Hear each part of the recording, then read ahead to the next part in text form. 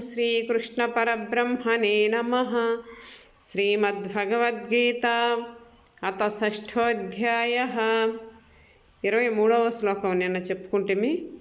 ఈరోజు ఈ 4 శ్లోకములకు తాత్పర్యం చెప్పుకుందాం.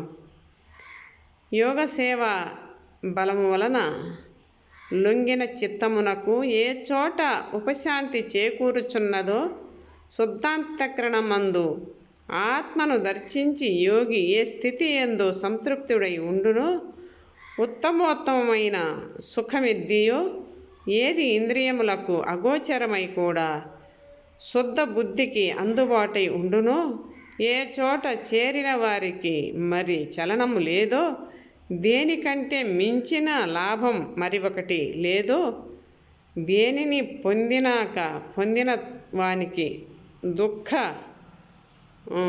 దుఃఖములు మూచూడలేవో, దుఃఖ రాజ్య పరిధికి ఏది దూరమై ఉన్నదో అదియే యోగమని చెప్పబడును.